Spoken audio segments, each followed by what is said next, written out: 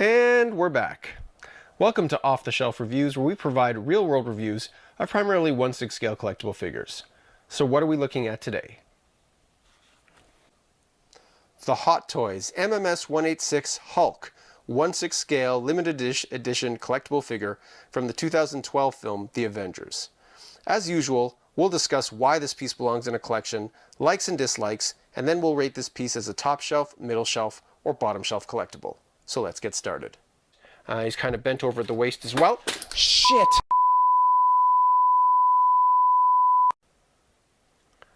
At Off the Shelf Reviews, we give you the most realistic in-hand look of these pieces so that you know what to expect if you decide to acquire them for your collection. That means no light boxes, no studios, and as usual, I maintain a focal length and depth of field that best mimic the human eyesight. Now, this is the first Hulk figure produced by Hot Toys and is released in 2013, and although they have subsequently released several more Hulk figures, this first one is still the best one in my opinion, which I'll discuss during the review. But first, a quick word on this box. So this box is massive. It's a really large box to house a really large figure. It does have a nice picture of the Hulk, not the figure itself, but the Hulk as he was seen in the Avengers film. And it is a little bit different from your standard 1/6 scale Hot Toys figure box, as it's really just a very thin cardboard that opens from the top. It's not shoebox style. It has a top opening lid, and then inside is a very thick, very robust polystyrene or styrofoam tray with a clear plastic lid, and it houses the figure and accessories. Now, I'm sure that most people have already heard of the Hulk, but why have this piece in your collection? Why? Why is that, sir? Quick history lesson. First appearing in comics in 1962 and created by Stan Lee and Jack Kirby, the Incredible Hulk is one of the longest running and most recognizable superheroes in the world of Marvel Comics. Inspired by a combination of Dr. Jekyll and Mr. Hyde and the Frankenstein monster, the Hulk is actually the alter ego of physicist Dr. Robert Bruce Banner. During an experiment of a gamma bomb, Dr. Banner saves a coworker who had accidentally entered the detonation zone, but in doing so, he himself was exposed to a blast of massive amounts of gamma radiation. And after that event, anytime the physically weak and socially reserved scientist got angry or was in significant pain or stress, he would transform into the Hulk, a massive green-skinned humanoid monster capable of almost unlimited rage and strength. Now, initially, the Hulk was imagined with gray skin, but there were some issues with the coloring of the comic, so eventually Stan Lee decided to change the Hulk's coloring to green, even though over the decades the Hulk has been shown as green, gray, and even red, and it was retconned as being different aspects of the Hulk's actual personality, or Dr. Banner's personality disorders. So the Hulk has also been shown to have various degrees of intelligence over the decades, including a professor version of the Hulk, where he's actually able to maintain Dr. Banner's intelligence in the Hulk's body. But generally, most know the Hulk as an immensely strong, almost indestructible rage monster with a limited childlike intelligence. The Hulk first appeared in live action in a 1978 television series, The Incredible Hulk, starring Bill Bixby as Dr. Banner and champion bodybuilder Lou Ferrigno as the Hulk. Although the show changed some of the characteristics and the origin story of the Hulk, it proved to be quite popular as an ongoing tragedy where Banner would roam from town to town hoping to discover a cure for his condition, but would end up trying to help people along the way. Now, typically he would Hulk out during the episode, which would save the day, but would also force him to move on. The show ran for 5 seasons and spawned several made-for-TV movies. In 2003, the Hulk finally received the feature film treatment, with changes again to the character and origin story. So although the film did fine at the box office, reception was mixed, so the character was given another reboot in 2008, and was included in the growing Marvel Cinematic Universe. And although I quite enjoyed that version of the Hulk shown in the first 2 Avengers films and in Thor Ragnarok, I was heavily disappointed in what Marvel Studios have done with the Hulk in Avengers Infinity War, Avengers Endgame, and beyond. I've mentioned in previous reviews that Marvel Studios has recently been displaying a pattern, in that the only way they seem to know how to introduce new heroes is by tearing down the old ones. So they kill Tony Stark, Captain America retires, Thor is reduced primarily to comic relief, and that brings us to the Hulk. So in 2018's Infinity War, They reduced one of the strongest and most powerful Marvel heroes of all time to a scared baby, one who cowered and hid away when he was needed the most. For the sequel, Endgame, he is developed into Professor Hulk, but is shown to be ineffectual at developing the scientific means needed for time travel, amongst other things, and by the end of the film is left with what appears to be a permanent, debilitating injury. I think it's a travesty that, characters like She-Hulk or Moon Knight and other C, D, or E level characters are getting their own TV shows or films, but the Hulk still has not really had the individual treatment that he deserves. Shame on Marvel Studios for tearing down one of its own tentpole superheroes without first even giving him the chance to shine. Shame on him.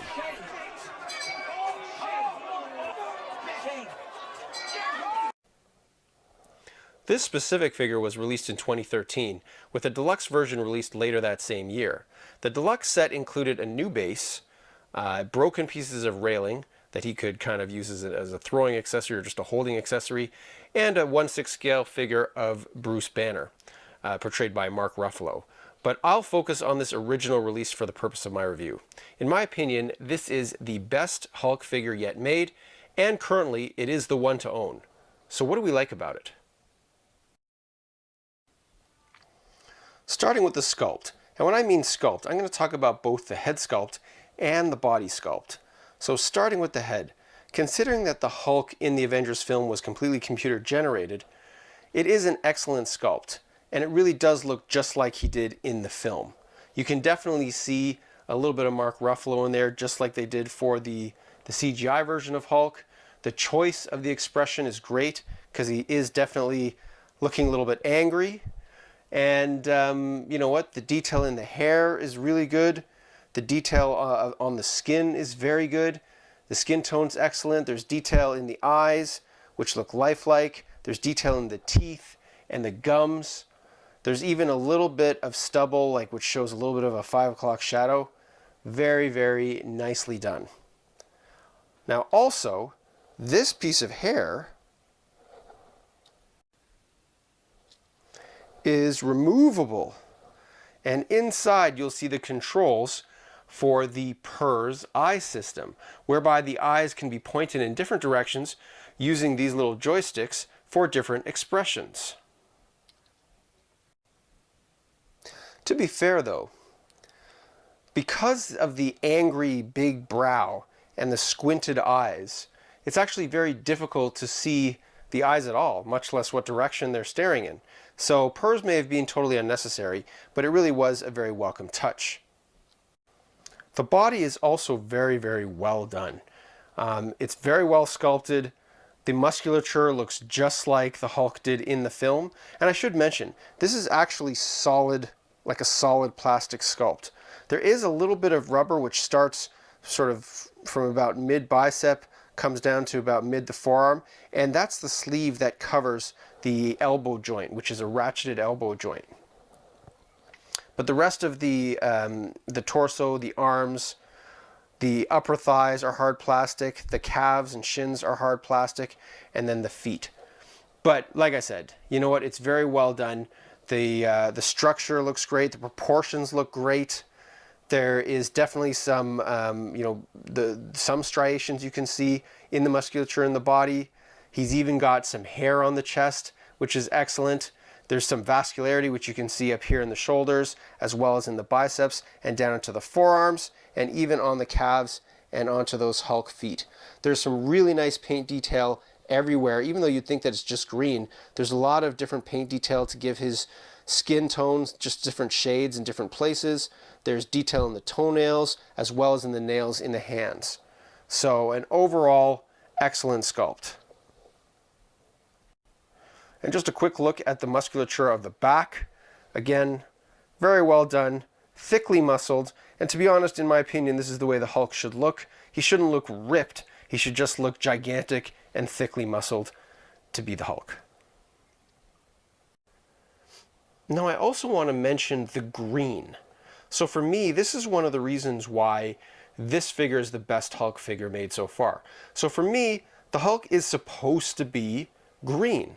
I know that originally he was created as a gray character and then became green, but that's really the color that most people know the Hulk to be. And the subsequent Hulk figures that were released from the Avengers Age of Ultron movie, as well as Thor Ragnarok, they're just a different color. They're more of like an olive hue than a pure green, which doesn't work as well in my opinion. But back to the body. It is a massive figure standing at approximately 16.5 inches in height. Now in the comics, the Hulk has been portrayed as bigger or smaller over the years, and also is portrayed as a character who gets bigger as the more angrier he gets. He gets even bigger. So it's very difficult to kind of judge what's accurate for the Hulk. But when I was growing up, the Hulk was listed at approximately 7 feet tall, which in 1/6 scale terms would be only 14 inches in height for the figure. So for me, this version of the Hulk is quite a bit bigger than I would like ideally. However, it is relatively accurate to how he was portrayed in the film at over 8 feet tall. Now in the film, he's almost always slightly bent over, bent at the knees, bent over at the waist, kind of hunched over. So it's difficult to tell how tall he really is. I think he might be a little bit too tall as far as the figure is concerned, because I've got him here posed beside the Mark VI Iron Man die-cast figure from the Avengers film, as well from Hot Toys. And as you can see, Iron Man basically comes up to about his tricep, where I believe, I don't know, in some scenes it looks like Thor is a little bit closer to the height of his shoulders, but like I said, it's very hard to tell. There are many people that feel like this figure is still a little bit oversized to be accurate for the film. The body is more limited in articulation compared to typical Hot Toys figures. It only has 20 points of articulation, primarily due to the lack of a torso or ab crunch. He does have, basically his upper body is attached to his lower body with a ball joint, and so you do get some swivel and lean and tilt right there at the waist, but there is no actual ab crunch or torso crunch, because as I mentioned, it's really just a big solid piece of plastic here. He also does not have double jointed elbows or double jointed knees. And even though the arms are seamless at the elbow, they are ratcheted joints, and then the obviously joints there in the shoulder. So when the elbows are bent, the skin and musculature do move accordingly, and the bend is not a particularly deep bend. I think you probably only get about 3 or 4 clicks here. So it doesn't really have that kind of awkward look that a lot of seamless muscular arms will look when you bend them pretty tight. The thighs are hard sculpted plastic, as I mentioned before, as are the lower legs and the feet. The feet are pretty big, so it does help keep the figure pretty stable because he does not come with a stand. And although there is a visible joint here at the knee, it's not such a bad thing because it does get camouflaged very well by these trousers. And speaking of the pants, these pants are the only outfit for this figure. The material is good, they fit well, and even the color is very appropriate to the first view that we get of the Hulk in the Avengers film when he is fighting with Thor and Black Widow aboard the helicarrier. So I would have preferred, it is a nice gray with a sort of a hint of purple in it, so I would have preferred the more darker purple pants that he is wearing at the end of the Avengers film. But in any case, these are still miles better than the Avengers spandex tights that he wears in Age of Ultron. In fact, this is the only Hulk figure in torn pants, which is another reason why this is the best Hulk figure that you can get right now. Now the accessories.